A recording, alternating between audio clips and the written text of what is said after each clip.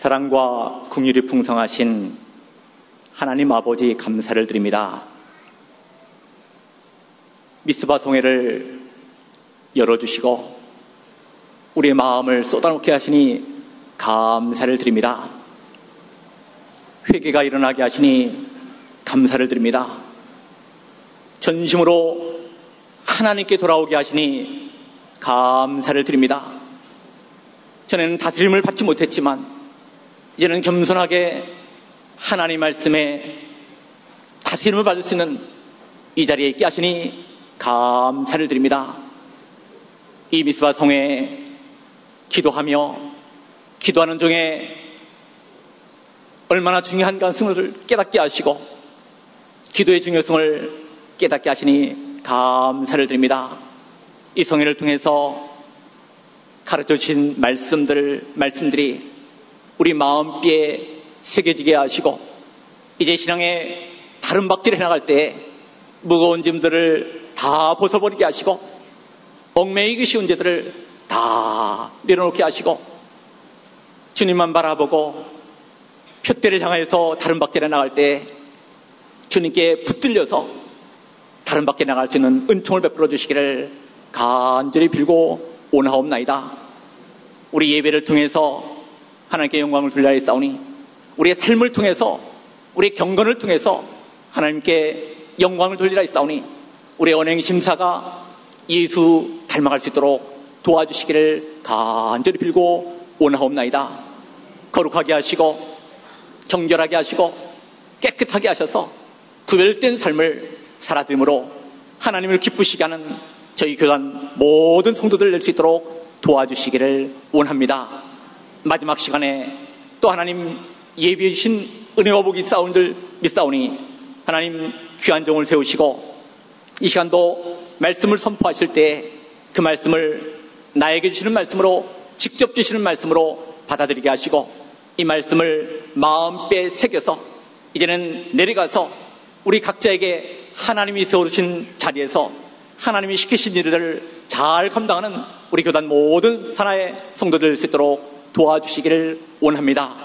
이 시간도 말씀을 증거하시는 목사님에게 은혜와 진리로 충만케 하시고 말씀을 듣는 저희들은 온유하고 겸손한 마음이 되어서 하나님 말씀을 잘 들을 수 있도록 도와주옵소서. 겸비하게 하시고 겸손하게 하셔서 하나님이 예비하신 복을 다 받아들일 수 있는 은혜를 베풀어 주옵소서. 감사하며 예수님의 이름으로 기도하옵나이다. 아멘. 하나님의 말씀 히브리서 12장 3절입니다.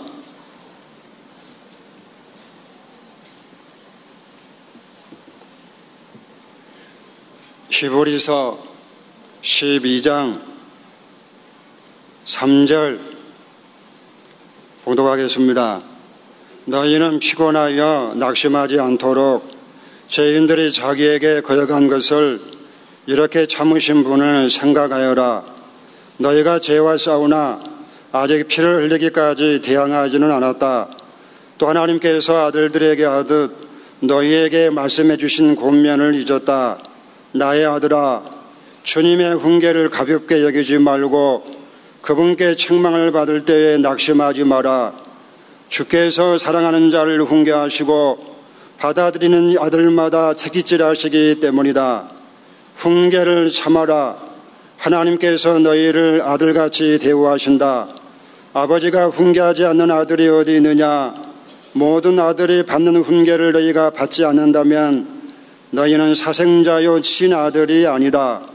육신의 아버지가 우리를 훈계하여도 우리가 존경하니 하물며 모든 영의 아버지께는 더욱 복종하여 살려가지 않겠느냐. 육신의 아버지들은 자신들의 생각대로 잠깐 동안 훈계했으나 영의 아버지께서는 우리의 유익을 위하여 자신의 거룩함에 참여하도록 훈계하신다. 모든 훈계가 그 당시에는 즐겁지 않고 슬퍼 보이나 후에 그것으로 단련된 자들에게는 의와 화평의 열매를 맺게 한다. 그러므로 너희는 피곤한 손과 연약한 무릎을 일으켜 세우고 너희 발을 위하여 곧은 길을 만들어 저는 다리로 어긋나지 않게 하고 고침을 받게 하여라.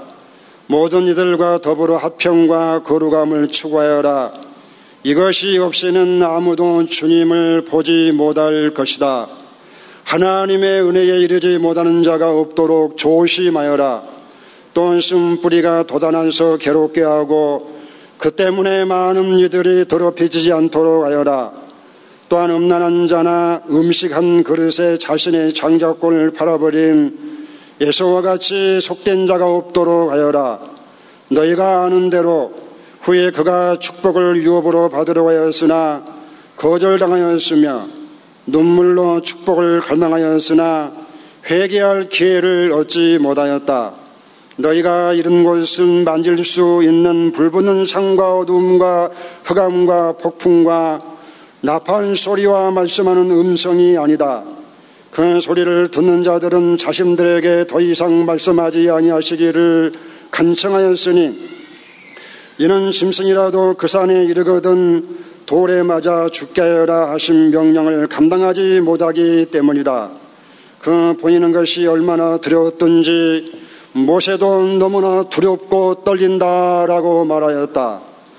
그러나 너희가 이런 곳은 시온산과 살아계신 하나님의 도성 곧 하늘의 예루살렘과 무수한 천사와 하늘에 기록된 장자들의 총회와 교회와 만민의 심판자이신 하나님과 온전하게 된 의인들과 영들과 새 언약의 중보자이신 예수님과 아벨의 피보다 더 나은 것을 말하는 뿌려진 피이다. 너희는 말씀하신 분을 거역하지 않도록 조심하여라. 만일 땅에서 경고한 자를 거역한 그들이 피하지 못했다면 하물며 하늘로부터 경고하시는 분을 배척하면 우리가 어찌 피할 수 있겠느냐. 그때에는 그 음성이 땅을 진동시켰지만 이제는 그분께서 약속하여 말씀하시기를 내가 또 한 번 땅뿐만 아니라 하늘까지도 진동시킬 것이다 라고 하셨다. 이 또 한 번이라는 말씀은 진동하지 않는 것들을 남아있게 하시려고 진동하는 것들, 곧 창조된 것들을 옮기실 것을 뜻한다. 그러므로 우리가 진동하지 않는 나라를 받았으니 감사를 드리자. 그리하여 경건함과 경외함으로 하나님을 기쁘게 섬기자. 우리 하나님은 소멸하는 불이시다. 아멘. 마지막 시간인데 시간 목사님 나오셔서 하나님 말씀 증거해 주실 때에 많은 은혜를 받으시기 바랍니다. 있습니다.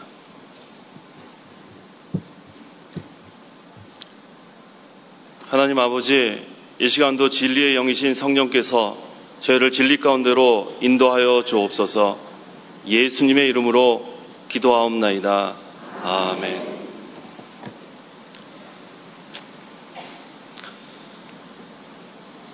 이 시간 증거의 말씀의 제목은 신약시대 성도들의 신앙생활, 신약시대 성도들의 신앙생활이라는 제목으로 말씀을 증거하겠습니다. 3절에서 13절에는 주님께서 훈계하시는 것에 대해 증거하고 있고 14절에서 17절에는 화평과 거룩함을 추구하라는 것에 대해 증거하고 있고 또 18절에서 24절에는 신약시대 성도들이 잃은 곳에 대해서 다다른 곳에 대해서 증거하고 있고 또 마지막 25절에서 29절에는 하나님께서 기뻐하시도록 섬기라고 증거하고 있습니다. 이 신약시대 성도들은 옛 언약 아래에 그 시내산에서 이스라엘 백성이 두려워 떠는 것과 또 대조적으로 이미 임한 하나님의 나라에서 화평과 거룩함을 추구하고 하나님을 기쁘시도록 그렇게 섬기라고 본문에서 증거하고 있습니다. 그래서 이 시간 신약시대 성도들의 신앙생활 이런 제목으로 말씀을 증거하려고 합니다. 먼저 3절에서 13절에는 주님께서 훈계하시는 것에 대해서 증거하고 있습니다. 3절 읽어보십시오. 3절 너희는 피곤하여 낙심하지 않도록 죄인들이 자기에게 거역한 것을 이렇게 참으신 분을 생각하여라. 오늘 새벽 시간에는 믿음의 창시자이며 완성자이신 예수님을 바라보자 그랬는데 이 3절에는 그분을 생각하라 그랬습니다. 자, 우리 오전 새벽 시간에는 우리가 다 무거운 짐을 벗어버리고 또 얽매이기 쉬운 죄를 다 벗어버리고 신앙의 경주를 하라 그랬는데, 우리가 이 성도 가운데는 아직도 이 무거운 짐을 그대로 지고 가는 사람들이 많이 있습니다. 또 신앙의 경주를 힘써 하라 그랬는데 힘써서 다른 박질하지 않는 성도도 있습니다. 하나님께서 무거운 짐을 벗어버리고 또 얽매이기 쉬운 죄를 벗어버리라고 했을 때는 순종해야 하지만 그대로 우리가 순종하지 못하고 신앙생활을 할 때가 참 많습니다. 하지만 긍휼이 풍성하시고 또 사랑이 풍성하신 하나님은 당장 우리를 징벌하지 아니하시고 참아주십니다. 우리가 회개하고 다시 정로로 돌아와서 신앙의 다른 박질을 잘 하기를 원하십니다. 그래서 여기 3절에 너희는 피곤하여 낙심하지 않도록 죄인들이 자기에게 거역한 것을 이렇게 참으신 분이라 그랬습니다. 우리가 하나님께 불순종하는 것이 참 많지만 하나님 우리를 참아주시는 것 참 감사합니다. 그래서 하나님께서 우리를 참아주실 때 그 하나님의 긍휼을 무시하면 안 돼요. 하나님의 인내하심을 우리가 업신여기면 안 됩니다. 그것은 하나님의 진노를 쌓는 일입니다. 그래서 하나님께서 우리를 참아주시고 또 돌아오기를 기다려 주실 때 탕자가 아버지 집으로 돌아가는 것과 마찬가지로 우리가 다 일어나서 아버지께 돌아가서 다시 그 아버지의 그 풍성함을 누리는 저희가 되어야겠습니다. 그 4절에는 너희가 죄와 싸우나 아직 피를 흘리기까지 대항하지는 않았다라고 했습니다. 성도가 죄를 용납하면 안 돼요. 죄를 용납하면 예수님께서 책망하십니다. 요한계시록 2장 20절에도 예수님께서 죄를 용납하면 책망하셨습니다. 또 우리가 죄를 용납해도 안 되고 죄와 싸우지 않아도 책망받습니다. 첫째는 죄를 용납하면 안 되고 또 죄와 싸우지 않으면 안 돼요. 싸워야 합니다. 그 다음에 죄와 싸우지만 생명을 내놓고 피 흘리기까지 싸우지 않으면 또 책망받습니다. 그래서 첫째는 죄를 용납하면 안 되고 두 번째는 죄와 싸워야 하고 세 번째는 죄와 싸울 때 생명을 내놓고 피 흘리기까지 싸우는 그런 상태가 돼야 주님께서 인정해 주시는 겁니다. 그 다음에 5절 읽어보십시오. 5절 또 하나님께서 아들들에게 하듯 너에게 말씀해 주신 권면을 잊었다. 나의 아들아 주님의 훈계를 가볍게 여기지 말고 그분께 책망을 받을 때에 낙심하지 마라. 이 본절의 말씀은 구약 잠언 3장 11절과 12절을 인용한 말씀입니다. 성도가 훈계를 받을 때에 성경 말씀을 기억하고 회개하고 돌아가라는 말씀입니다. 여기 특별히 나의 아들아 그랬어요. 나의 아들아. 하나님께서 성도를 아들이라고 이렇게 부르셨어요. 그래서 이 아들을 이렇게 하나님께서 훈계하시는 것, 이것은 당연하다고 그 이하에 증거하고 있습니다. 하나님께서 아버지로서 아들을 훈계할 때 그것을 가볍게 여기지 마라 그랬습니다. 죄 지은 사람이 하나님 앞에 훈계를 받을 때 때로는 하나님께서 그 당사자를 훈계할 때도 있고 또 그 가족을 훈계할 때도 있어요. 그래서 우리가 어떠한 죄를 지었든지 하나님께 회개하고 돌아가면 용서해 주시지만 끝까지 자기 잘못을 인정하지 않고 나아가면 하나님께서 사랑하는 자에게는 훈계하셔서 어찌하든지 다시 자기 자리로 돌아올 수 있도록 하나님께서 끝까지 훈계하십니다. 그때 낙심하지 마라 그랬습니다. 하나님의 훈계를 받을 때 참 그때는 고통스러울 수 있어요. 그때는 낙심하기 쉽습니다. 하지만 그때에도 소망을 가지라는 거예요. 하나님께서 우리를 훈계하신 목적을 알면 우리는 낙심하지 않습니다. 여기 보십시오. 6절에 주께서 사랑하는 자를 훈계하시고 그랬어요. 사랑하는 자를 훈계하시고라고 한 이 말씀을 기억해야 합니다. 우리가 잘못했을 때 훈계를 받는 것은 하나님이 우리를 사랑하기 때문에 훈계하신다는 것, 그것을 가지면 생각하면 소망을 가지고 잘 감당할 수 있습니다. 하나님께서 사랑하는 자를 훈계한다는 말은 반대로 사랑하지 않는 자는 훈계하지 않는다는 거예요. 불신자는 훈계하지 않습니다. 불신자는 궁극적으로 이 세상에서 죄를 짓다가 지옥에 가서 심판을 받기 때문에 하나님이 첫째 불신자는 심판하지 않습니다. 또 우리 믿는 자 가운데서도 훈계받는 것이 감사해야 돼요. 하나님이 사랑하신다는 증거입니다. 그래서 하나님의 훈계를 받을 때 우리는 특별히 나를 사랑하시는구나. 오히려 훈계받지 않으면 그것이 불안해야 돼요. 내가 지금 분명히 잘못하고 있는데 회개하지 않고 돌아가지 않았는데 하나님 훈계가 없다면 그거는 참 불쌍한 자입니다. 그래서 하나님께서 훈계하신다는 것은 아들로 대우해 주시는 거예요. 아들로 대우해 주시고 또 우리를 사랑하시고 또 그 훈계를 통해서 나의 부족한 면이 또 온전해지고, 그래서 부족한 아들이 이 훈계 또 연단 이런 것을 통해서 하나님이 기뻐하시는 좋은 아들로 만들어질 수 있는 좋은 기회입니다. 그래서 하나님께서 우리를 훈계하실 때는 때로는 육신의 것 다 우리가 잃어버릴 수 있어요. 물질적인 거 다 잃어버릴 수 있습니다. 몸에 질병을 얻을 수도 있고 물질 소유하고 있던 거 다 없어질 수도 있고, 하지만 그 육신의 것, 물질의 것을 잃었다 할지라도 영적인 것을 얻은 것으로 감사해야 돼요. 그래서 하나님께서 우리를 훈계하시고 또 연단하시는 것은 우리의 세상적으로 잘 살라 그것이 목적이 아니에요. 하나님은 어떻게 하든지 우리를 하나님의 그 자격, 그 아들의 자격, 또 하늘나라 우리가 기업을 물려받을 상속자의 자격을 만들어 가시는 것이 하나님의 목적입니다. 그래서 세상의 것을 잃었을지라도 영적인 것을 얻게 되고 또 자기의 그 부족했던 그런 것들이 다 온전해지고 자격이 만들어지는 것, 그것으로 우리는 감사해야 합니다. 그래서 성도가 훈계를 받을 때 낙심하면 안 돼요. 오히려 훈계 받을 때 기뻐해야 합니다. 하나님의 아들인 증거고 또 하나님이 사랑하는 증거이기 때문에 우리는 훈계를 받을 때 낙심하면 안 되고, 그 다음 7절에 훈계를 참아라 그랬습니다. 참아야 돼요. 하나님께서는 우리에게 유익을 주기 위해서 우리를 훈계하시는 거기 때문에 거기에 낙심하면 안 되고 또 참아야 합니다. 왜 그렇죠? 하나님께서 너희를 아들같이 대우하신다 그랬어요. 이전에 말씀드린 것처럼 불신자는 훈계하지 않아요. 불신자는 훈계할 필요가 없습니다. 지옥에 가서 하나님 심판받을 자는 훈계하지 않습니다. 하지만 하나님께서 훈계하시는 것은 하나님께서 너희를 아들같이 대우하신다는 거예요. 이게 얼마나 감사할지 몰라요. 하나님의 아들이라 칭함을 받는 것. 아버지가 훈계하지 않는 아들이 어디 있느냐 했습니다. 그래서 우리가 예수님을 믿음으로, 예수님을 구주로 영접함으로 하나님의 자녀가 되는 권세를 얻었고, 이제는 하나님께서 우리를 아들로 대우해 주십니다.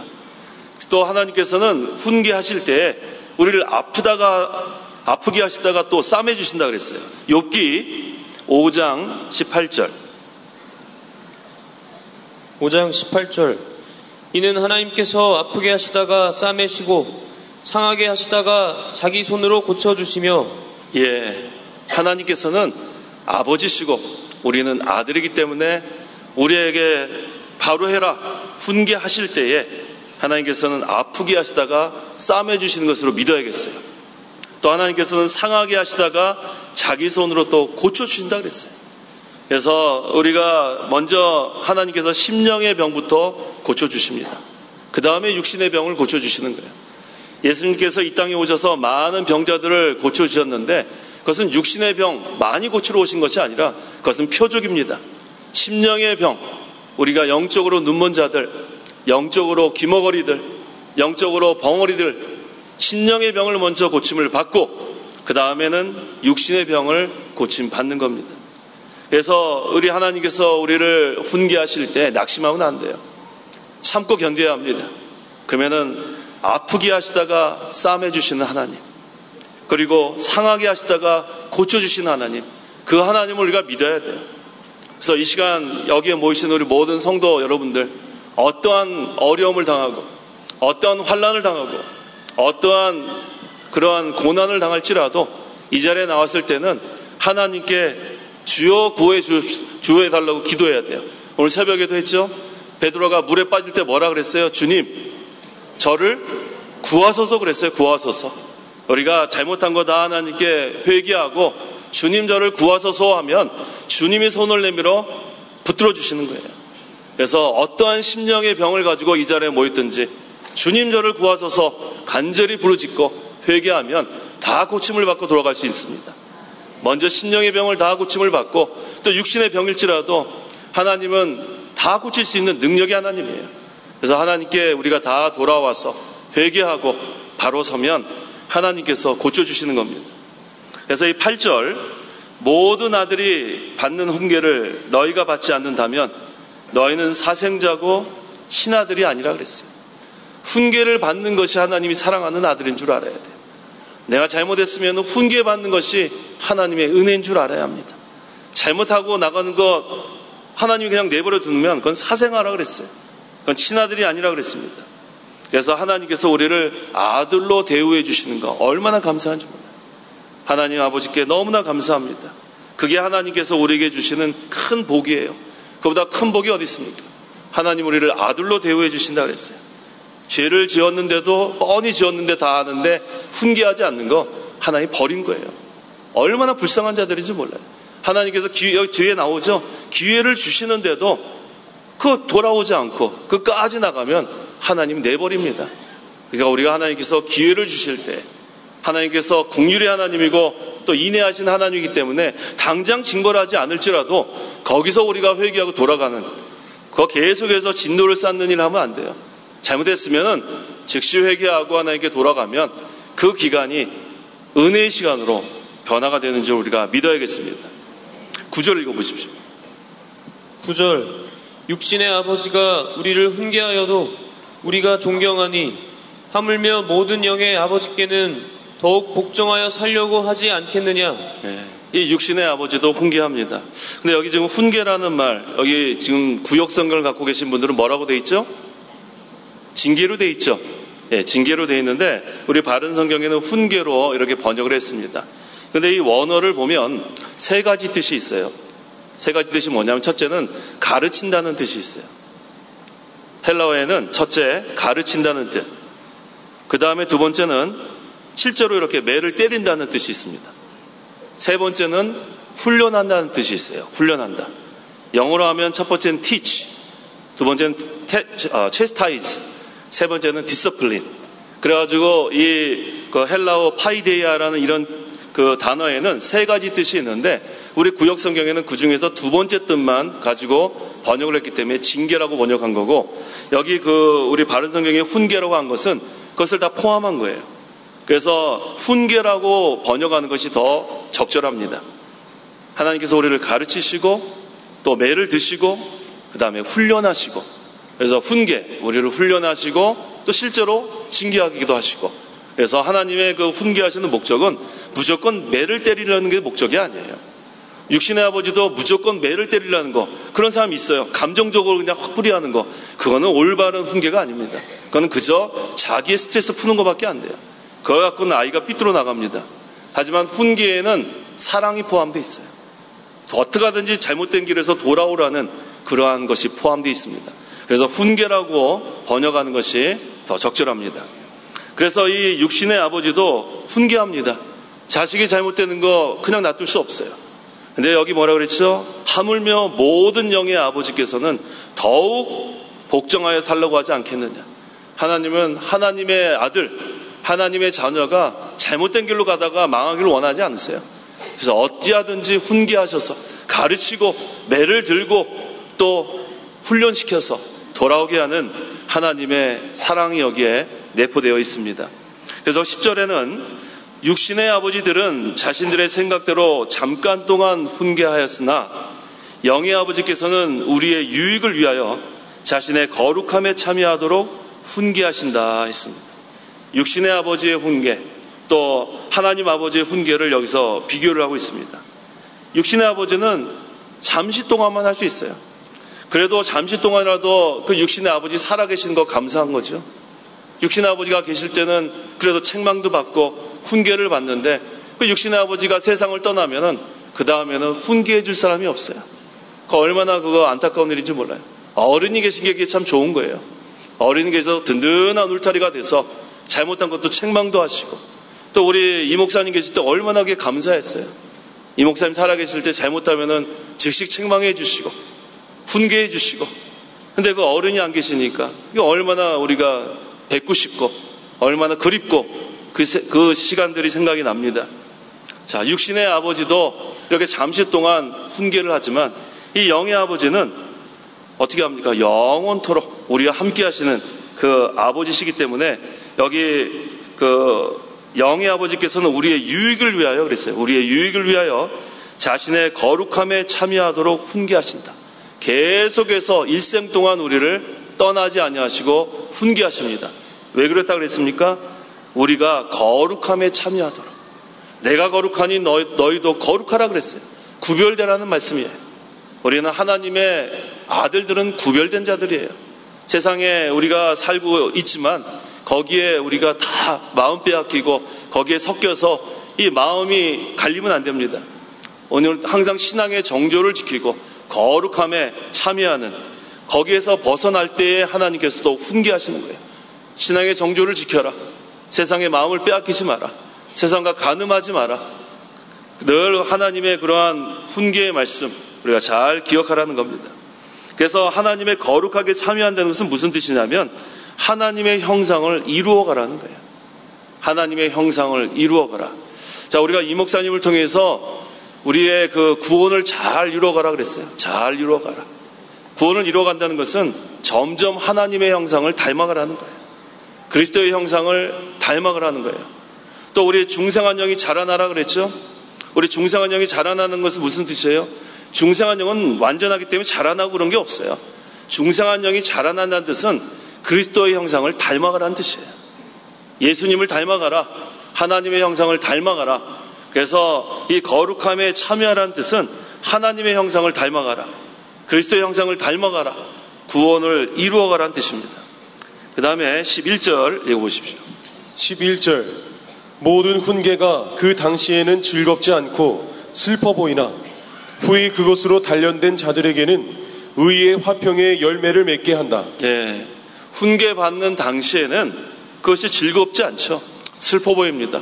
질병에 걸릴 수도 있고 물질의 손해를 볼 때도 있고 사랑하는 가족이 또 어려움을 당할 수 있고, 하지만 그때 잘 낙심하지 말고 인내하라는 거예요. 그 기간을 잘 참고 견디면 그 다음에 어떠한 유익이 있냐면 욥기 23장 10절이에요. 나의 가는 길을 오직 그분이 하시니 그분이 나를 단련하신 후에는 내가 뭐같이 나와요? 정금같이 나오는 거예요. 정금같이. 우린 지금 불순물이 너무 많아요. 욕심, 또 뽕나무 뿌리 같은 그런 얼마나 그 질긴, 고치고 싶은데도 지금 평생 못 고치는 그거, 혈기, 그거 평생 우리가 가져가면 어떻게 하겠어요? 그래서 하나님은 그것 좀 제거하라는 거예요. 불순물. 그건 사람마다 다 다릅니다. 나에게 어떠한 그런 뽕나무 뿌리같이 질긴 그러한 것을 뽑을 게 뭐가 있는가? 그 자신이 다 알 수 있어요. 그런데도 못 고치고 있어요. 그런데 어떻게 우리가 혼자서 구원을 이뤄나가고 어떻게 우리가 행함으로 또 우리가 어떻게 노력으로 하나님을 기쁘시게 할 수 없습니다. 우리는 하나님을 의지할 수밖에 없어요. 내가 뭐 해나갈 수 있다. 그것은 착각입니다. 예수님이 우리를 붙잡아 주셔야 우리가 예수님을 붙잡을 수 있는 거예요. 하나님께서 우리를 인도하셔야 우리는 순종에 따라갈 수 있는 겁니다. 내가 하나님을 필요로 하는 것이 아니에요. 내가 앞장서 가다가 도움이 필요할 때 하나님 도와주셔서가 아니에요. 우리는 그런 자들이 아니에요. 우리는 못된 습관 하나도 못 고치는 그런 자들인데 어떻게 내가 주도하고 필요할 때 하나님을 도와달라 그럽니까? 우리는 전적으로 하나님 앞에 무릎을 꿇어야 돼요. 우리는 아무것도 아니에요. 질그릇과 같은 존재입니다. 내 안에 보배가 있기 때문에 귀한 거지 우리는 깨어지기 쉬운 연약한 존재예요. 내가 하려고 하지 마십시오. 자기를 부인하는 생활을 해야 돼요. 날마다 자기를 쳐서 복종시키고 온전히 하나님의 은혜가 아니면 살 수 없는 줄 알고 완전히 예수님께 붙잡혀서 나가면 그 사람은 반드시 성공합니다. 내가 하려고 하면 낙심할 수밖에 없고 중단에 포기할 수도 없고 하나님의 일도 이루어질 수 없습니다. 나는 없어져야 돼요. 하나님만 나타내야 합니다. 그래서 이처럼 불순물이 다 이렇게 제거가 되면 그러한 훈계를 통해서 연단을 통해서 불순물이 다 제거가 되면 그 다음엔 어떻게 된다 그랬어요? 의의 화평의 열매, 의와 화평의 열매, 이것이 맺어지는 거예요. 그 열매를 내가 맺는 것이 아니에요. 어떻게 가지가 열매를 맺습니까? 가지는 어디에 붙어만 있으면 돼요? 포도나무에 붙어만 있으면 되는 거예요. 우리는 예수님과 예수님 믿을 때 연합이 됐어요. 연합. 이것은 절대로 분리할 수 없어요. 그래서 한번 예수님을 믿으면 그 다음에는 절대로 지옥 가지 않습니다. 예수님 믿으면 예수님과 연합이 돼서 그 누구도 그리스도의 사랑에서 끊을 자가 없어요. 그래서 그 다음에는 구원을 이루어가는 거예요. 점점 하나님의 형상을 닮아가고 예수님의 닮아가고 그리스도를 옷 입는 생활, 행함은 구원하고 전혀 상관이 없어요. 예수님을 믿기만 하면 그 다음에는 다 구원받고, 믿는 즉시 예수님과 연합이 되면 그 다음에는 절대로 이것을 끊을 자가 없어요. 그러면은 여기 이 세상 사는 동안에도 예수님과 연합된 생활을 살다가 그 다음에는 영원한 하늘나라 가서 또 예수님과 함께 사는 거예요. 그래서 구원의 확신은 성경 말씀에 있는 거예요. 구원의 확신은 하나님의 언약에 있습니다. 구원의 확신은 나의 현재 신앙 상태, 나의 현재 감정 상태, 나의 현재 행함, 그건 전혀 상관이 없는 거예요. 구원은 하나님의 말씀에 있고 언약에 있습니다. 그리스도의 보혈과 그리스도의 공로를 믿는 자는 구원을 받았고 절대로 그 구원은 잃어버리지 않습니다. 그래서 우리는 그 구원의 확신을 가지고 그 다음에 이제는 그리스도께 붙잡혀서 우리는 그리스도를 바라보며 신앙의 경주를 해나가는 겁니다. 그 다음에 12절에 그러므로 너희는 피곤한 손과 연약한 무릎을 일으켜 세우고 그랬어요. 우리가 훈계를 받을 때에는 피곤할 수 있습니다. 또 훈계를 받을 때는 연약해질 수 있습니다. 하지만 그때에도 낙심하면 안 돼요. 피곤한 손과 연약한 무릎을 하나님께서 회개하고 돌아가면 일으켜 세워주시는 거예요. 우리는 낙심하면 안 돼요. 탕자가 아버지께 돌아갈 때 어떻게 했어요?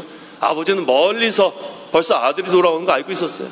아들이 돌아왔을 때 아무런 그런 너 왜 그랬느냐 물어본 거 없어요. 그냥 안아줬어요. 그냥 아버지 품에 그냥 안기는 거예요. 하나님은 기다리시는 하나님이에요. 하나님은 긍휼과 인애가 풍성하신 하나님이에요. 우리가 회개하고 돌아오기만을 기다리시는 하나님. 죄인 하나가 회개하고 돌아오면 하늘나라에서 잔치가 벌리는 거예요. 얼마나 감사해요. 그래서 한 영혼이 뭐보다 귀해요? 천하보다 귀한 거예요. 한 영혼 전도해서 한 영혼이 예수님 믿고 돌아오면 하늘나라에서 잔치가 벌어집니다. 얼마나 감사한지 몰라요. 그래서 우리는 그 좋으신 하나님, 인애하신 하나님, 사랑의 하나님, 긍휼의 하나님, 그 하나님을 바라보면서 사는 거예요. 하나님은 우리를 늘 품어주시고 안아주시고 업어주시고 어릴 때부터 백발이 될 때까지 하나님은 우리를 떠나지 아니하십니다. 문제는 우리가 마음적으로 몸으로 하나님을 떠나서 문제예요. 그 좋은 아버지 집을 떠나니까 그때부터는 곤고합니다. 그때부터는 걱정과 근심뿐입니다. 그때부터 마음이 쓸쓸합니다. 외롭습니다. 죽고 싶습니다. 그 아버지 좋은 집을 왜 버리고 그것을 떠나서 나중에는 돼지밖에 내 주변에 없어요. 사람들도 다 떠나요. 돼지만 꿀꿀대고 있습니다. 그 먹고 있는 건 돼지 쥐염열매밖에 없어요. 가장 비참한 상태가 되는 거예요. 아버지 집은 품꾼들도 풍족하게 먹는 아버지 집인데 우리는 돌아가면 돼요. 회개하면 돼요. 기회가 주어졌을 때 회개하고 돌아가면 소망이 있고, 끝까지 기회가 있을 때 회개하지 않고 자기 자존심, 자기 생각, 자기 고집 때문에 끝까지 나가면 하나님의 진노를 쌓고 나중에는 멸망당하는 거예요. 하나님은 긍휼이 풍성하신 하나님이기 때문에 돌아오기만을 기다리시는 그런 하나님이십니다. 13절에 너희 발을 위하여 곧은 길을 만들어 저는 다리로 어긋나지 않게 하고 고침을 받게 하여라 했습니다. 훈계하시는 이유가 바로 곧은 길, 바른 길로 돌아오게 하는 것이 목적이에요. 잘못된 길, 어긋난 길로 가는 거 하나님 기뻐하지 않으세요. 왜? 우리는 하나님의 아들이기 때문에 그래요. 그래서 곧은 길로 돌아오게 하고, 그래서 훈계를 받아서 이 불완전한 몸이 이제는 온전케. 그래서 우리 창세기 32장 25절 이하에 야곱이 야복강에서 씨름을 했어요. 하나님과 천사와 씨름을 하고 환도뼈가 어긋나는 거. 자, 하나님께서 치신 겁니다. 하지만 하나님께서 나중에는 고쳐주시는 거예요. 그래서 하나님께서는 우리를 훈계하실 때 질병을 통해서 훈계하실 때가 종종 있습니다. 그때도 하나님께 회개하고 돌아가면 돼요. 회개하고 돌아가면 하나님께서 고쳐주십니다. 그 다음에 이 14절에서 17절에는 화평과 거룩함을 추구할 것에 대해서 증거하고 있습니다. 14절 읽어보십시오. 14절 모든 이와 더불어 화평과 거룩함을 추구하여라. 이것이 없이는 아무도 주님을 보지 못할 것이다. 성도는 화평해야 돼요. 또 성도는 거룩해야 합니다. 이 두 가지가 항상 병행돼야 돼요. 두 가지가 뭐예요? 화평함과 거룩함. 두 가지가 뭐예요? 화평함과 거룩함. 그래야 하나님의 아들의 자격이 있는 거예요. 화평이 깨지면은 자격 없어요. 거룩함이 깨지면 자격 없습니다. 그래서 모든 환난과 시험을 잘 통과한 사람, 아주 믿음의 사람, 그런데 마지막에 다른 사람과 싸우면 그건 헛된 거예요. 하나님의 아들의 자격이 없어요. 수십 년 동안 그렇게 신앙생활 잘했다가도 싸우고 다투면은 그건 하나님의 아들의 자격이 없는 겁니다. 하나님께서 원하시는 것은 화평함입니다. 그래서 성도는 영적으로 구원을 잘 이루어나가야 돼요. 영적으로, 그 다음에 도덕적으로. 우리 어저께도 우리 이창호 목사님 말씀하셨잖아요. 이 교회가 자꾸 지금 이 사회 비판을 받는 이유가 이 도덕성 문제예요. 하나님께서 우리를 하나님의 형상으로 만드셨다는 것은 그냥 영적으로만 만들었다는 것이 아니에요. 영적인 면과 도덕적인 면과 인격적인 면으로 만드신 거예요. 그런데 우리가 이 아담의 죄로 인해서 영적으로 다 죽었습니다. 하나님과 단절이 됐어요.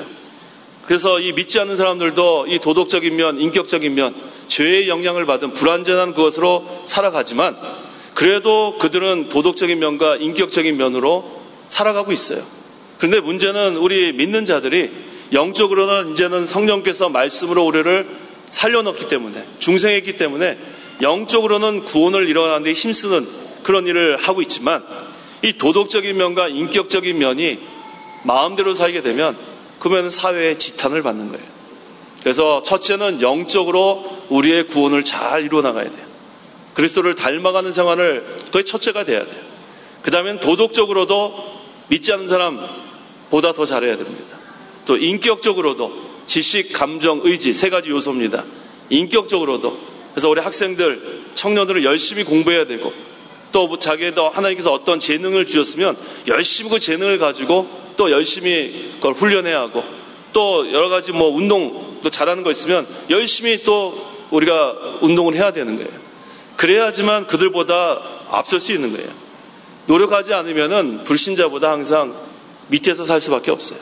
그래서 하나님께서 우리를 영적으로, 도덕적으로, 인격적으로 우리를 하나님의 형상대로 만드셨기 때문에 첫째는 영적으로 거듭난 생활 잘해야 합니다. 자기의 구원을 잘 이루어나가고 그 다음에 도덕적으로 사람들한테 지탄의 대상이 되지 않도록 모든 면의 준법 정신, 세상에 나가서도 예배당 안에서와 똑같이 잘해야 합니다. 그 다음에 인격적으로, 지식적으로 열심히 공부하고 공부 열심히 안 하면 못하게 돼 있어요. 신앙생활 잘한다고 그 다음에 기도만 한다고 공부 잘하는 거 아니에요. 세상 사람들 한 8시간 자면 자기는 6시간 자고 열심히 노력해야 돼요. 그 다음에 열심히 무슨 재능 주신 거 악기나 이렇게 하는 것도 세상 사람보다 더 열심히 해야지 앞서갈 수 있는 거예요. 그 다음에 운동도 마찬가지고.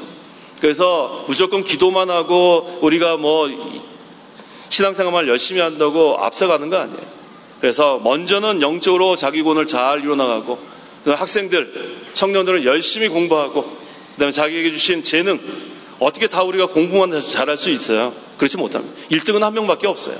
그래서 제가 늘 우리 청년들한테 얘기하고 학생들한테 얘기하는데 공부에 재능이 없으면 빨리 그만둬요. 하나님께 주신 재능이 다 다릅니다. 어떻게 공부 재능이 없는데 공부 열심히 하라고 하면 그 아이는 스트레스 쌓여서 더 못할 수 있어요. 그래서 하나님께서 공부 잘하는 사람은 또 공부 잘하는 재능이 있는 거예요. 그 다음에 또 자기에게 주신 재능이 있습니다. 많잖아요. 빵 잘 만드는 사람은 빵 열심히 만들고 요새 또 우리 셰프가 또 인기 아니에요? 남자들 탁 해가지고 탁 뿌려가지고 TV에 잘생긴 셰프들 나오고 요리사를 말하는 거예요. 그거 잘하면 또 요리하고 자기에게 주신 재능이 다 달라요. 그럼 빨리 그것을 발견해서 열심히 해가지고 그 방면에서 앞서가면 되는 거예요. 그래서 우리 믿는 사람이 공부만 열심히 해서 어떻게 공부 열심히 한다고 또 공부 잘하는 거 아니에요. 그래서 하나님께서 주신 재능이 다 다르기 때문에 그 재능을 그래서 여기 모이신 부모님들이 그것을 잘 도와주셔야 돼요. 야, 넌 공부는 못하는데 넌 싹수가 뭐예요? 노랗다. 그러면 안 돼요. 왜 아이들한테 그렇게 저주의 말을 합니까?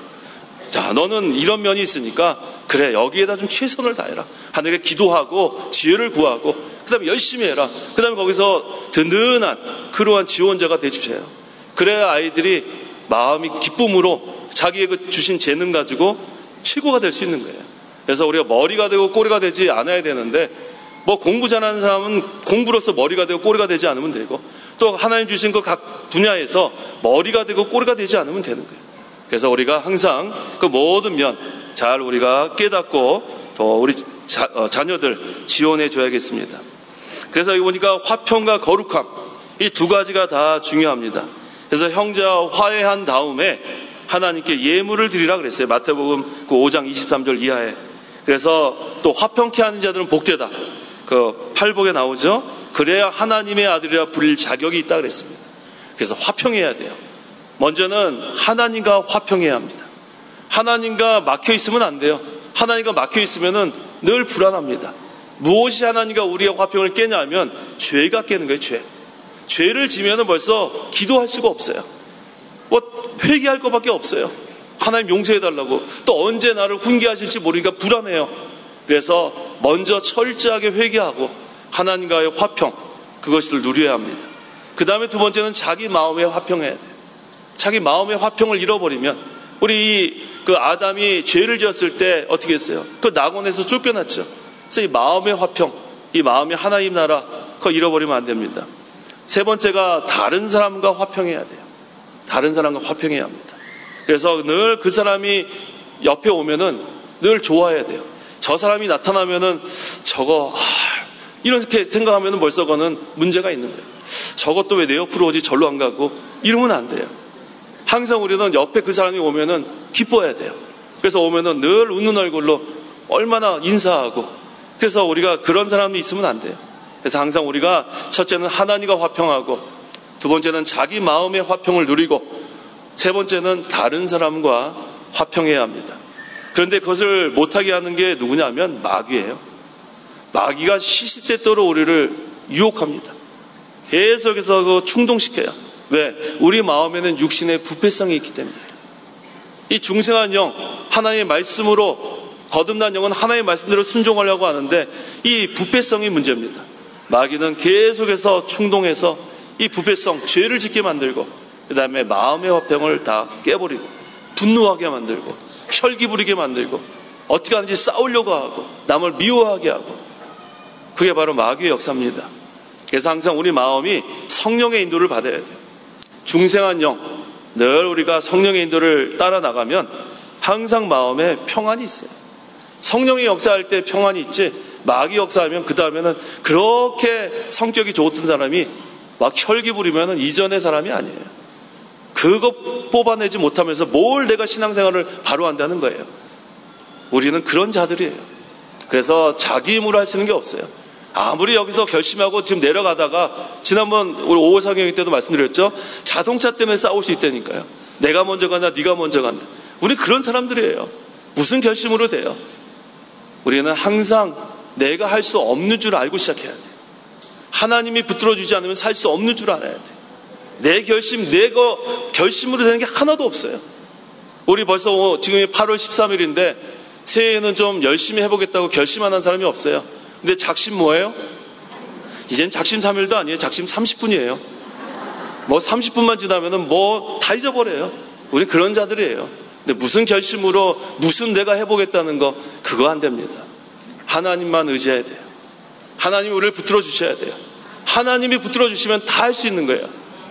우리는 하나님 앞에 무릎 꿇고 하나님이여 불쌍히 여겨달라고 기도하면 하나님이 불쌍히 여겨주세요. 그래서 성도는 화평을 구해야 되는데, 화평과 아까 뭐가 또 있어야 된다고 그랬죠? 거룩함이 있어야 돼요. 화평과 거룩이 항상 같이 가야 합니다. 왜? 이 세상에도 화평 많아요. 세상에 뭐 잘못된 거지만 WCC 화평에서 하나 되자는 거예요. 근데 거기에는 뭐를 다 양보해야 되냐면 하나님 말씀, 성경을 타협해야 돼요. 성경 양보하고 얼마든지 화평하면은 거기 보면 동성애자들도 거기에 들어오는 거예요. 그 다음에 종교다운주의자들도 들어오는 거예요. 그래서 WCC가 잘못된 거예요. 말은 그래도 돼요. 세계 교회 협의회. 그 이름만으로는 대단히 좋습니다. 하나 되자는 거. 하지만 거기에는 거룩함이 없기 때문에, 구별됨이 없기 때문에 잘못된 거예요. 그러니까 거기에는 항상 동성애자들이 오고 종교다운주의가 와가지고 한쪽에는 이슬람 종교대로, 그 다음에 힌두교대로, 그 다음에 여기서 예배하고, 그 다음에 저쪽에는 무슨 또 동성애자끼리 희낙낙거리고, 이게 무슨 하나님 보실 때 그건 진노를 쌓는 일입니다. 그래서 화평만 우리가 추구하면 안 돼요. 화평과 뭐가 있어야 돼요? 거룩함이 있어야 돼요. 성경 말씀에 어긋나는 것은 우리가 타협하면 안 돼요. 성경 말씀이 항상 우리의 기준이 되어야 합니다. 성경 말씀대로 우리가 나아가는 것이 화평과 거룩함을 우리가 추구하는 겁니다. 그래서 이 교회는 하나님께 속한 단체예요. 세상의 일반 사회단체가 아닙니다. 교회는 하나님이 주장하시고 하나님이 주인이시고 하나님께서 모든 것을 책임져 주시는 그런 것이 교회입니다. 그래서 이 교회에서 거룩함을 잃게 되면 그 다음에는 아무 소용이 없어요. 거기는 헛된 겁니다. 그래서 항상 우리가 이 하나님 중심, 하나님 위에서 하나님 뜻대로 세워나가면은 하나님께서 기뻐하시는 교회로 세워져 나갈 수 있는 겁니다. 그래서 모든 이들과 더불어 화평과 거룩함을 추구해야 주님을 볼 수 있다 그랬어요. 여기서 주님을 볼 수 있다는 건 무슨 뜻이에요? 주님과 영적으로 교통할 수 있다는 거예요. 우리는 예수님과 이제는 예수님 믿는 사람은 연합됐기 때문에 늘 예수님과 우리는 교통하는 거예요. 늘 예수님과 교제하는 거예요. 이것을 끊을 자가 없어요. 그래서 항상 우리가 이 주님과 교제하는 생활을 해나가면 마음의 화평을 누릴 수 있어요. 왜? 거기는 하나님 나라니까. 그리스도 안에 있는 것은 하나님 나라니까 거기는 오직 성령 안에서 의와 평강과 기쁨이 있는 나라. 그래서 우리 마음속에 화평을 누리는 것은 늘 주님과 항상 동행하는 생활, 그 다음에 교통하는 생활, 그것이 필요합니다. 그래서 성도가 모든 이들과 더불어 화평과 거룩함을 추구하라 그랬는데 구체적으로 여기서 증거합니다. 15절과 16절 읽어보십시오. 15절 하나님의 은혜에 이르지 못하는 자가 없도록 조심하여라. 또 쓴 뿌리가 돋아나서 괴롭게 하고 그 때문에 많은 이들이 더럽혀지지 않도록 하여라. 또한 음란한 자나 음식 한 그릇에 자신의 장자권을 팔아버린 에서와 같이 속된 자가 없도록 하여라. 자, 모든 이들과 더불어 화평과 거룩함을 추구하면서 첫째는 하나님의 은혜에 이르지 못하는 자가 없도록 조심하라 그랬어요. 하나님의 은혜에 이르지 못하는 자가 없도록 조심하라. 둘째는 교회 안에 쓴뿌리가 돋아나서 괴롭지 못하게 하고 더럽히지 않도록 하라. 여기 제가 그대로 읽는 거예요. 15절 16절. 셋째는 음란한 자가 없도록 하라 그랬어요. 넷째는 속된 자가 없도록 해라. 거기 15절 16절을 그대로 읽은 겁니다. 한 가지씩 증거합니다. 첫째는 하나님의 은혜에 이르지 못하는 자가 없도록 하라 그랬어요. 은혜는 하나님께서 거저 주신 선물이에요. 그리스도의 보혈과 그리스도의 공로로 예수님을 믿기만 하면 다 이 은혜에 참여하게 되는 거예요. 하나님의 은혜로 우리가 예수님 믿은 거, 이거 얼마나 감사합니까? 그런데 이 은혜를 받지 못한 사람이 제일 불쌍해요. 지옥 가는 사람이에요. 그건 하나님 훈계도 없어요. 이 세상에서 그저 세상의 것을 위해 살다가 나중에는 지옥 가는 것이 이 은혜에 참여하지 못한 자들입니다. 그래서 사랑하는 가족 중에 이런 자가 있으면 전도하라는 거예요. 사랑하는 내 자녀가 지옥 가서 되겠습니까? 사랑하는 내 부모님이 지옥 가서 되겠어요? 그래서 은혜에 참여하는 자가 없도록 우리가 전도해야 돼요. 그 다음에 두 번째는 뭐라 그랬죠? 교회 안에 쓴뿌리가 돋아나면 안 됩니다. 쓴뿌리가 뭐를 여기서 의미하냐 하면 구원운동 방해하고 손해주는 자가 있으면 안 돼요. 하나님의 구원운동이 다 우리가 협력하는 자가 돼야 돼요. 하나님의 구원운동을 대적하고 반대하는 자는 다 쓴뿌리입니다. 근데 어느 시대나 어느 교회에나 이 쓴뿌리가 다 있어요. 하나님의 구원운동을 해나가는 데 있어서 항상 이 쓴뿌리, 반대하는 자. 그런데 우리가 그것을 인정하고 나가면 돼요. 왜? 반대하는 자가 있어야 진리가 더 환하게 비치는 거예요. 어두움이 있어야 뭐가 환하게 비쳐요? 빛이 비치는 거예요.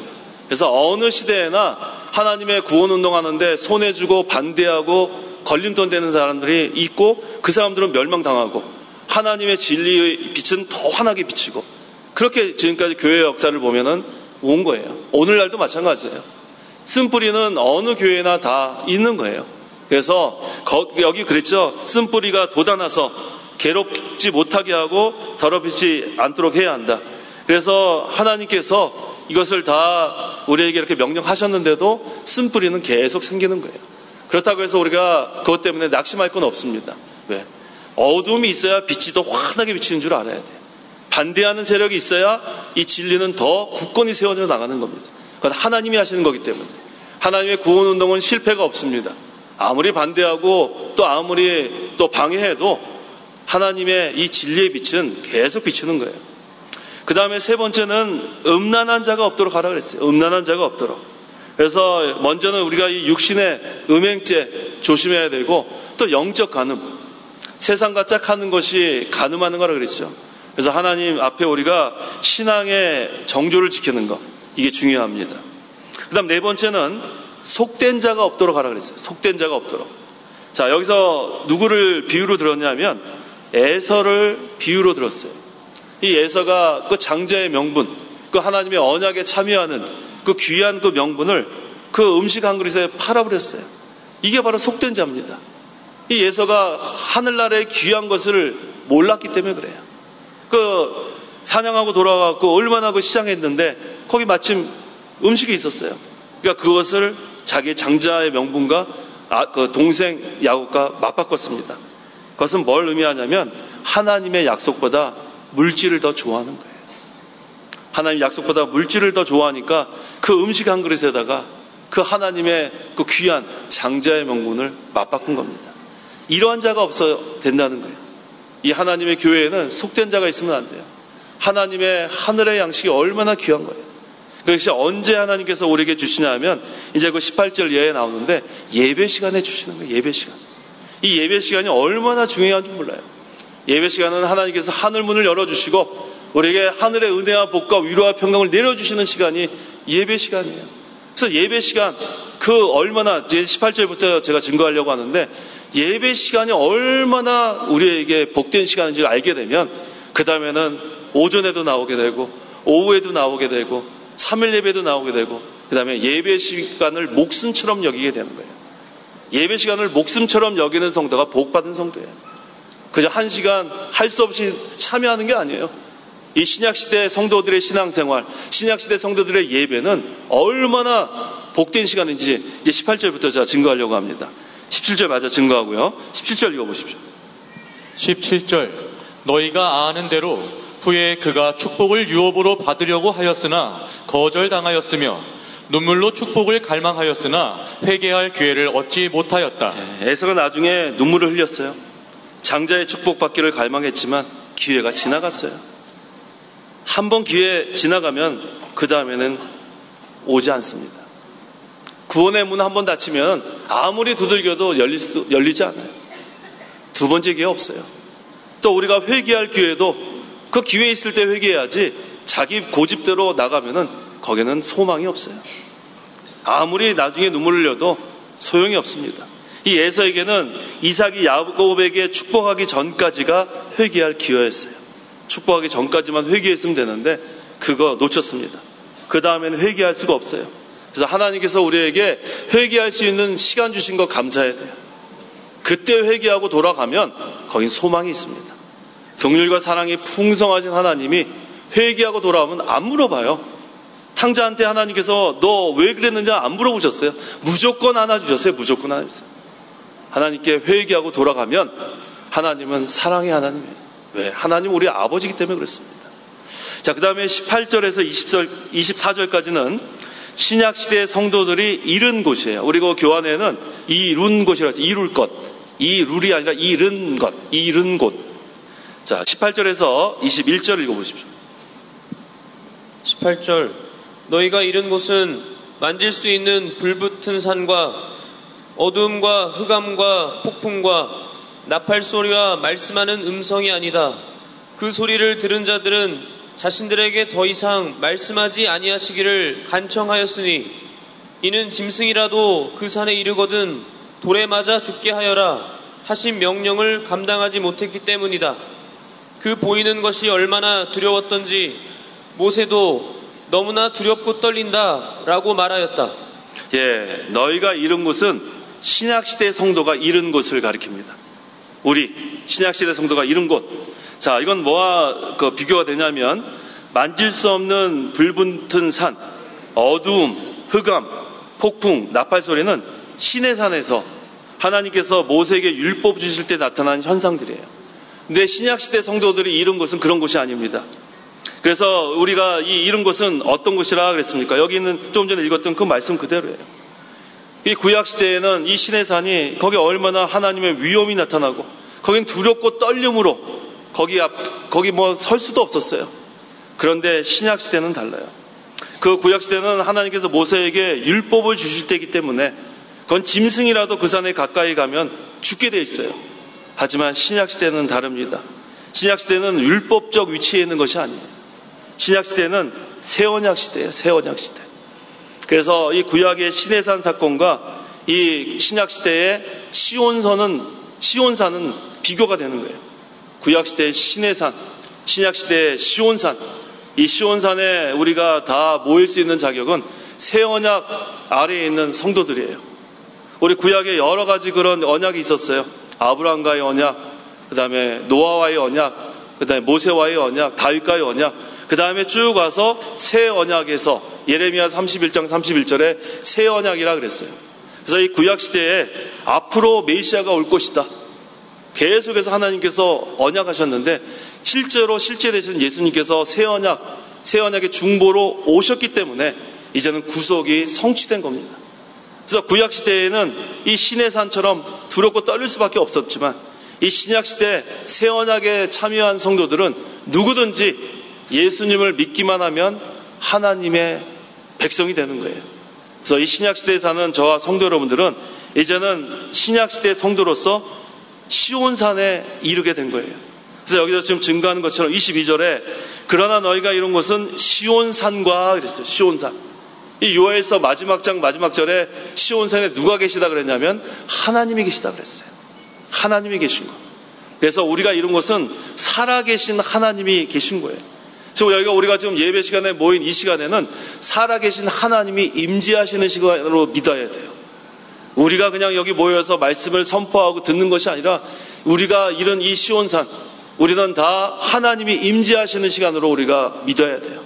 그래서 이 하나님의 말씀을 통해서 살아계신 하나님께서 역사하시면 여기서 곤고한 심령이 영이 솟게 되는 거예요.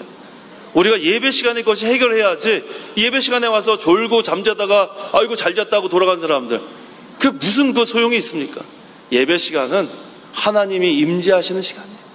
모든 문제를 해결하고 돌아가는 시간이에요. 하나님이 예배 시간을 통해서 하늘 문을 열어주시고 우리에게 하늘의 위로를 주시는 시간이에요. 우리가 어디 가서 위로를 받겠어요? 예배 시간을 통해서 받는 거예요. 그래서 예배 시간은 억지로 참여하는 게 아니에요. 구역장님이 왜 예배 안 왔어? 전도사님이 왜 예배 안 왔어? 아, 피곤해서요. 바빠서요. 뭐 어디 가서요. 참 불쌍한 사람들이에요. 불쌍한 사람들. 예배 시간하고 어떻게 바꿔요? 예배 시간은 뭐처럼 여겨야 되냐면 목숨처럼 여겨야 돼요. 목숨처럼. 뭐처럼 여겨야 돼요? 목숨처럼 여겨야 돼요. 예배 시간을 목숨처럼 여긴다는 건 다른 거 바꾸지 말라는 거예요. 다른 거랑 바꾸면 안 돼요. 예배 시간은. 예배 시간은 하나님이 임재하시는 시간이고 하나님께서 우리에게 복 주려고 주신 시간이고 하나님께서 우리에게 위로하려고 주시는 시간인데 왜 그거와 쓸데없는 거와 바꿉니까? 피곤한 사람이 나와야죠. 피곤한 사람이. 아, 요번에는 피곤해서 못 왔어. 전 제일 한심한 변명이 피곤해서 못 왔다는 사람이에요. 참 불쌍한 사람이에요. 신약시대 성도가 이룬 곳은 시온산입니다. 하나님의 도성입니다. 하늘의 예루살렘입니다. 이 시온산은 바로 하나님 나라예요. 영적 하나님 나라. 예수님께서 하나님 나라는 이미 임했고 또 임할 것이다 그랬어요. 우리가 지금 이룬 것은 영적 하나님 나라예요. 그래서 우리가 뭐 유용교회 이렇게 와서 그냥 모여서 있는 것 같지만 이 교회라는 뜻은 에클레시아는 부르심을 받은 자들의 모임이 교회예요. 이 건물은 교회가 아니에요. 건물은 교회당, 예배당, 예배를 드리는 장소이기 때문에 예배당, 부르심을 받은 자들의 모임인 사람들이 있는 곳이기 때문에 교회당이에요. 또 교회를 성전이라고 해도 안 돼요. 성전은 뭐예요? 우리가 성전이에요. 성령께서 거하는 전이 성전이에요. 그래서 예배당을 뭐 성전을 뭐 그렇게 표현하지 말고 그냥 예배당이라고 표현하세요. 그 다음에 교회당이라고 표현하시면 돼요. 그래서 우리가 이 영적 하나님 나라, 그것은 바로 여기 그 마지막에 뭐라 그랬냐면, 28절에 진동하지 않는 나라라 그랬어요. 진동하지 않는 나라. 이 우리에게 임한 하나님의 나라는 진동하지 않는 나라라 그랬어요. 그래서 우리 마음에 하나님 나라가 이루어지면 어떠한 환난과 핍박을 당해도 마음의 평안을 유지할 수 있는 거예요. 세상이 아무리 진동하고 지진이 나고 전쟁이 나고 그래도 우리 마음속은 편안합니다. 왜? 우리 마음속에 영적 하나님 나라가 이루어지면 거기에는 하나님이 임재하시는 곳이 하나님 나라예요. 그러니까 그곳에는 오직 성령 안에서니까 영적으로가 거기 들어가는 거예요. 오직 성령 안에서 그랬죠. 로마서 14장 17절에 오직 성령 안에서 그랬기 때문에 영적인 그런 뜻이에요. 영적인 하나님 나라가 우리 마음에 임하면 그 다음에 거기에는 의와 평강과 기쁨의 나라가 이루어지는 거예요. 그것이 바로 진동하지 않는 나라예요. 진동하지 않는 나라. 저는 항상 설교의 핵심이 바로 그겁니다. 진동하지 않는 하나님 나라를 우리가 누리며 살라는 거예요. 이미 예수님께서 하나님 나라에 임했다 그랬는데 왜 앞으로 갈 하늘나라만 바라봅니까? 물론 앞으로 갈 하나님 나라, 장소적인 하늘나라도 바라보지만 지금도 하늘나라를 맛보며 살아가는 거예요. 그래서 우리 주일은 하나님께서 안식하라 그랬어요. 안식하라. 그것은 앞으로 우리가 누릴 영적 안식, 영원한 안식을 맛보라는 뜻이에요. 맛보라는 뜻. 그런데 왜 6일 동안 그렇게 죽도록 일한 다음에 7일 때는 더 죽도록 일합니까? 그럼 육신도 쉬어야 돼요. 육신도. 하나님께서 6일 동안 세상을 창조하시고 7일째 어떻게 하셨어요? 안식하셨단 말이에요. 그것은 하나님께서 우리에게 안식하라는 거예요. 그 안식은 그냥 육체적인 그런 육신의 안식만 하라는 게 아니라 영원한 하늘나라를 맛보라는 거예요. 이미 임한 영적 하나님 나라를 통해서 우리 마음속에 그 안식을 누리라는 거예요. 그래서 예배 시간에 와가지고 하나님의 말씀을 통해서 예배 시간을 통해서 우리는 그 하늘나라를 맛보는 시간이에요. 이게 바로 예배 시간이에요. 저는 이 예배 시간, 사실 제가 미국에서 웨스트민스터 신학대학원에 처음에 갈 때는 이런 거 전혀 몰랐어요. 근데 거기에 클라우니 교수라는 노교수를 만났습니다. 제가 그분한테 설교학을 배웠는데 그분이 그 노교수 80 몇 세 되는 그 노교수가 막 이렇게 막 열정적으로 이 예배가 얼마나 중요하다는 거, 거기서 저는 완전히 입을 벌렸어요. 야, 이게 예배 시간이구나. 그 전에 나는 예배 시간에서 꾸벅꾸벅 졸았는데 옆에 사람한테 막 사탕도 주고 서로 주고받으면서 신분을 나눴는데 껌 씹으라고 막 이렇게 주고 그랬는데 이게 예배 시간이 아니구나. 바로 이 히브리서 12장에 있는 이 말씀이 신약 신약 시대를 사는 성도들이 누릴 예배를 여기서 증거하는 거예요. 그때부터 저는 예배 목숨처럼 여기라 그랬어요. 예배 시간이 얼마나 중요한지 몰라요. 하나님이 우리에게 하늘의 것을 맛보라고 부어주시는, 폭포수같이 내려주시는 그 시간이 예배 시간이에요. 그래서 예배 시간에 졸지 마세요. 집에 가서 주무세요. 집에 가서. 왜 예배 시간에 와서 꼬박꼬박 졸면서 이 귀한 시간에 왜, 난 너무 불쌍해요. 강제상에서 이렇게 누가 졸고 계시면은 지금 막 눈 뜨시는데 불쌍해요. 이 예배 시간에 왜 얼마 되지 않은 이 시간에 졸고 있을까? 너무 안타까워요. 그렇다고 또 매번 칠 수도 없고요. 졸지 말라고 그럴 수도 없고. 방송 다 나가는데. 항상 우리가 기억하십시오. 예배 시간은 하나님의 임재하시는 시간. 그 시간에 모든 문제가 다 해결돼야 돼요. 하늘의 문을 열어주시고 우리에게 폭포수와 같이 내려주시는 그 은혜와 복 다 받아 누리십시오. 이제 우리가 다 각 교회로 돌아가시면은 오전 시간, 오후 시간, 어느 교회는 또 저녁 시간도 있겠죠. 새벽 시간, 3일 예배 다 나가세요. 다 나와서 하나님께서 우리에게 주시는 모든 걸 하늘의 복 다 받아 누리세요. 예배 시간을 목숨처럼 여기세요. 그러면은 모든 교회가 다 부흥하게 돼요. 오전 예배 시간이 더 차고 넘치게 되고 예배 시간을 목숨처럼 여기게 되면 오후 시간은 오전 예배처럼 또 꽉 차게 되고 3일 예배 텅텅 비었는데 막 차게 되고 젊은 사람들 없었는데 막 모이게 되고 왜? 예배 시간이 얼마나 귀중한 시간인 걸 깨닫게 되면 그렇게 됩니다. 억지로 그것을 막 오라고 막 전화로 왜 안 왔느냐 막 그렇게 하면은 더 벗어납니다. 특히 젊은이들은 더 벗어나게 돼 있어요. 하지만 예배 시간이 얼마나 우리의 목숨보다 더 중요한 시간인 줄 알게 되면 그 예배 시간 정말로 단마음으로 참여하게 됩니다. 은혜를 사모하는 마음으로 참여하게 됩니다. 하나님의 임재를 맛보고 하늘나라의 안식을 맛보고 하늘나라의 위로와 평강과 기쁨을 맛보고 그것은 이미 임한 영적 하나님 나라가 내 마음에 이루어졌기 때문에 하나님이 그것을 통해서 우리가 누리게 되는 거예요. 그래서 예배 시간에는 여기서 우리는 뭐 잘못했다고 뭐 정지 안 하세요. 인애의 하나님, 긍휼의 하나님, 사랑의 하나님, 평강의 하나님, 이것을 목사를 통해서 하나님께서 증거하시는 거예요. 여기서 정지 안 하죠. 왜 잘못했냐 뭐 정지 안 합니다. 정지하면 안 되죠. 목사도 잘 못하면서 뭘 정죄를 합니까? 목사도 다 부족하니까.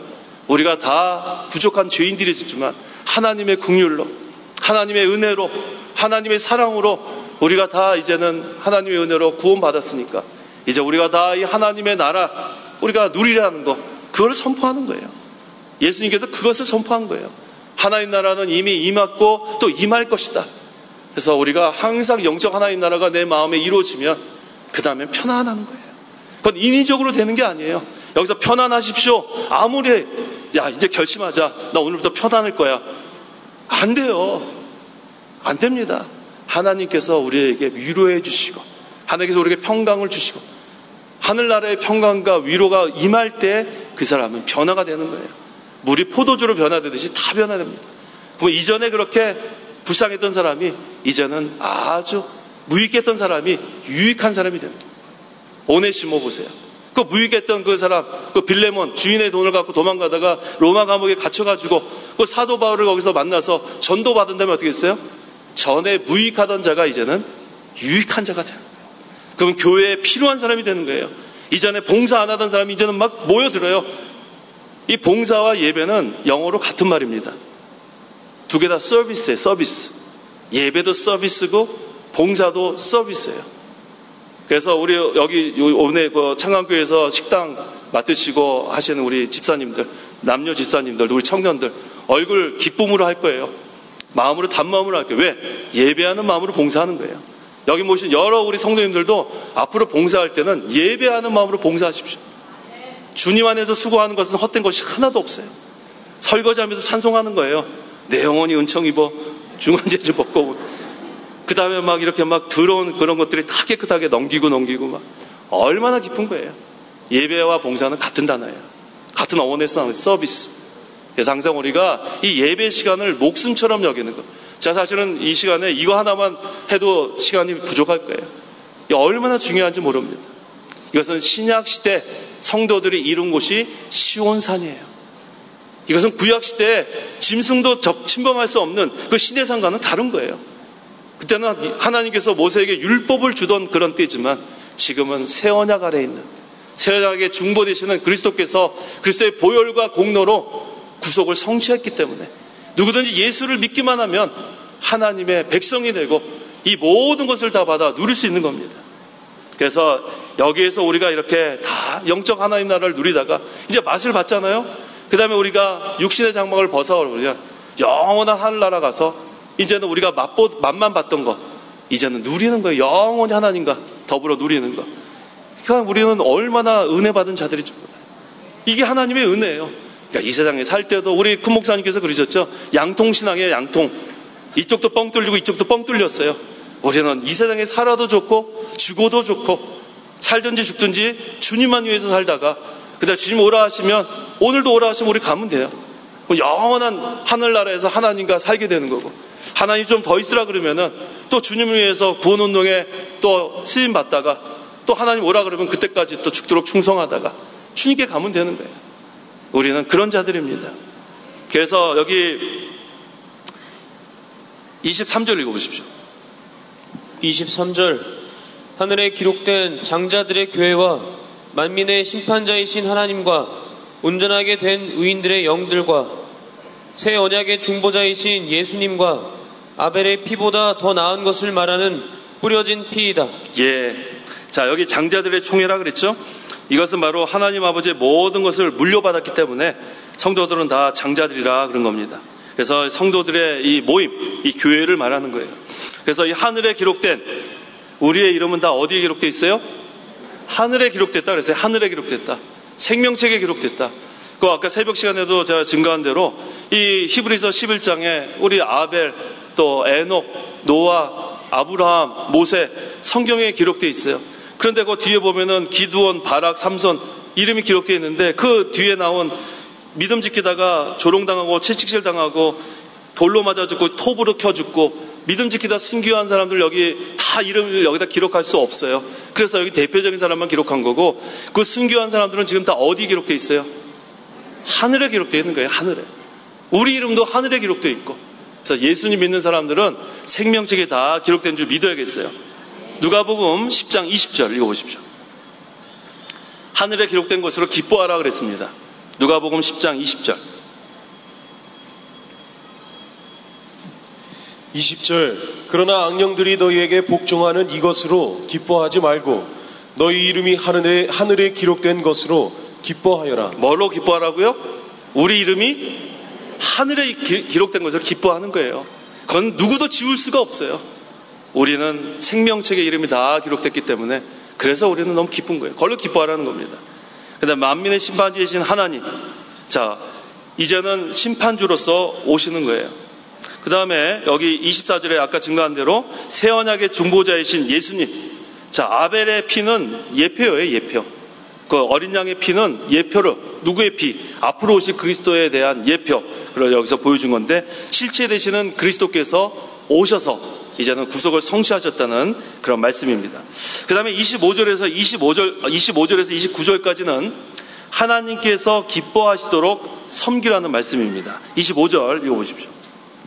25절 너희는 말씀하시는 분을 거역하지 않도록 조심하여라. 만일 땅에서 경고한 자를 거역한 그들이 피하지 못하였다면 하물며 하늘로부터 경고하시는 분을 배척하면 우리가 어찌 피할 수 있겠느냐. 예, 하늘로부터 오는 경고 그것을 배척하지 말라 그랬습니다. 26절 그때에는 그 음성이 땅을 진동시켰지만 이제는 그분께서 약속하여 말씀하시기를 내가 또 한 번 땅뿐만 아니라 하늘까지도 진동시킬 것이다 라고 하셨다. 예, 시내산에서는 율법을 주실 때 땅이 진동했어요. 하지만 이제는 말세의 복음을 거역하는 자들 때문에 심판 때에 또 진동한다 그 말씀입니다. 27절에서 28절 27절 이 또 한 번이라는 말씀은 진동하지 않는 것들을 남아있게 하시려고 진동하는 것들 곧 창조된 것들을 옮기실 것을 뜻한다. 그러므로 우리가 진동하지 않는 나라를 받았으니 감사를 드리자. 그리하여 경건함과 경외함으로 하나님을 기쁘게 섬기자. 네, 진동하지 않는 나라 이제는 하나님의 심판이 임할 때 진동합니다. 처체에 지진이 임할 것이고 전쟁이 일으키고 민족과 민족이 나라가 서로 싸우고 아무리 진동해도 하나님 나라는 진동하지 않는 나라예요. 영적으로 임한 하나님 나라는 진동하지 않습니다. 그래서 세상에 전쟁의 소문이 있고 뭐 위협을 하고 뭐 아무리 그래도 마음이 편안한 거예요.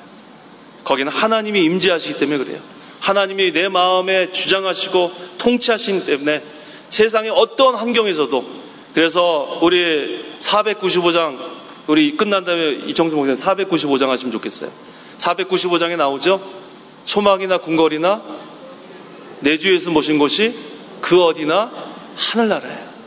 내가 초막에 살아도 내 마음에 하나님을 모시면 그것이 하나님 나라가 되는 거예요. 또 궁궐에 살아도 거기에 하나님을 모시면 하나님 나라가 되는 거예요. 우리는 환경에 좌우되는 것이 아니에요. 우리는 하나님 나라가 이미 임했기 때문에 예수님을 믿는 자들은 영적인 하나님 나라를 누리는 겁니다. 그것은 진동하지 않는 나라라 그랬어요. 그 진동하지 않는 나라를 받았으니 감사를 드리자. 늘 감사만 하는 거예요. 그 다음에 그 하나님 나라에는 불평이 없어요. 거기에는 원망이 없어요. 거기는 혈기가 없어요. 싸우는 거 없어요. 하나님 나라는 화평과 거룩이에요. 늘 하나님과 화평하고 자기 마음에 화평이 있고 다른 사람과 화평하고 하지만 그냥 화평하면 세상 사람들도 화평하잖아요. 거긴 반드시 거룩이 있어야 돼요. 하나님 말씀에 어긋나면은 거기에서는 분명히 짚고 넘어가야 돼요. 하나님 말씀에 잘못된 거 규칙을 어기면은 그건 용납하면 안 돼요. 그것은 엉터리 화평이에요. 화평과 거룩은 항상 같이 가야 돼요. 그래야 하나님의 공의가 쓰고 또 하나님의 사랑이 나타나는 거예요. 하나님이 우리 첫째 시간에 우리 총회장 목사님 말씀하셨잖아요. 사랑이 하나님, 공의 하나님. 그래서 우리가 그 두 가지를 다 우리가 믿고 순종해 나가는 겁니다. 그래서 여기 감사를 드리고 그리하여 경건함과 경외함으로 하나님을 기쁘게 섬기자 그랬어요. 여기서 우리가 하나님을 기쁘게 섬기자란 그 말이 우리가 기쁨으로 섬긴다는 뜻이 아니라 하나님이 기뻐하시도록 섬기라는 뜻이에요. 이거 잘 우리가 오해하면 안 돼요. 경건함과 경외함으로 하나님을 내가 기쁘게 섬기는 게 아니라 하나님이 기뻐하시도록. 영어 성경에 보면 acceptable 그랬어요. acceptably. 하나님이 받아들일 수 있도록. 그래서 우리가 항상 경건함과 경외함으로 하나님이 받아들일 수 있도록, 하나님께서 기쁘시도록 우리가 섬겨 나가라는 그런 말씀입니다. 그 다음에 29절에 우리 하나님은 소멸하는 불이시다 그랬어요. 소멸하는 불이시다. 그래서 신명기 4장 24절을 인용한 말씀인데, 그 신명기 4장에서는 너희 하나님이라고 그랬어요. 그런데 29절에는 우리 하나님이라고 그랬어요. 여기서 우리는 누구를 가리키냐면 새 언약 아래에 있는 신약시대 성도들을 말하는 거예요. 우리 하나님. 그래서 우리 하나님. 그래서 시내산에 현현하셨던 그 하나님이 바로 새 언약 아래에 있는 우리에게도 현현하시는, 변하지 아니하시는 동일하신 그 하나님이심을 여기서 증거합니다. 하나님은 소멸하는 불이라 그랬어요. 불은 말은 뭘 의미하죠? 하나님의 심판을 의미하는 거예요. 하나님의 심판을 의미합니다. 그래서 우리가 하나님의 은혜로 다 예수님 믿음으로 구원을 받았습니다. 하지만 끝까지 믿지 않는 자, 끝까지 구원 못 받습니다. 왜냐하면 하나님은 소멸하시는 불이기 때문에. 그래서 혹시 이 가운데 아직도 예수님 믿지 않는 자가 있다면 예수 믿으세요. 그저 누구 따라서 오실 수도 있잖아요. 예수님 믿어야 구원받는 거예요. 그저 이 장소에 한번 왔다가 돌아간다고 구원받는 거 아니에요. 예수님이 내 죄 때문에 십자가에 달려 죽으시고 3일 만에 부활하신 그 예수님을 믿기만 하면 그 다음에는 구원을 받는 거예요. 그래서 아직 믿지 않는 사람이 이 가운데 계시다면 예수 믿으셔야 돼요. 예수 믿지 않으면 지옥 갑니다. 그래서 이 시간 신약시대 성도들의 신앙생활, 참 우리가 이 신약시대 성도로서 신앙생활하는 거 너무 감사해요. 예수님의 그 말씀이 큰 위로가 됩니다. 하나님 나라는 이미 임했고 또 임할 것이다. 오직 성령 안에서 의와 평강과 기쁨, 그것을 우리가 마음속에 이루어지면은 그 다음에는 화평합니다. 그 다음에 거룩합니다. 그래서 우리가 그렇게 계속 살아야겠지만 우리가 부족하기 때문에 제대로 하지 못할 때가 있어요. 그때는 하나님께서 또 우리를 훈계하세요. 우리를 바로 세우기 위해서 또 그런 훈계와 연단을 통해서 또 우리의 부족한 면이 또 채워지고 자격이 만들어지고 온전해지고, 그래서 우리가 이 세상 사는 동안에 그 과정이에요. 내가 할 수 있는 것은 없지만 하나님께서 우리를 붙들어 주시고 하나님께서 우리가 인도하실 때 그 하나님을 전적으로 신뢰하고 의지해 나가는 그런 성도. 특별히 예배 시간이 중요합니다. 이 예배 시간에 모든 것이 다 해결돼야 돼요. 하나님이 임재하시는 이 예배 시간, 예배를 뭐처럼 여겨야 돼요? 목숨처럼 여겨야 돼요. 자, 예배를 뭐처럼 여겨야 돼요? 목숨처럼 여겨야 돼요. 그래서 우리가 예배 시간 다른 거와 바꾸지 마세요. 예배 시간에 우리가 거기서 하나님의 사랑을 깨닫고 하나님의 긍휼을 깨닫고 인내하심을 깨닫고 곤고한 심령이 소생케 되면 얻어나가는 그러한 시간이 돼야 합니다. 그래서 우리가 하나님이 오라 하시는 그날까지, 개인적으로는 우리의 육신의 장막을 벗을 때까지, 종말론적으로는 주님 재림하실 때까지 우리는 항상 예수님께 붙잡혀서 예수님만 바라보고 신앙생활을 해나가는 저와 성도 여러분들이 되어야겠습니다. 기도하시기 바랍니다.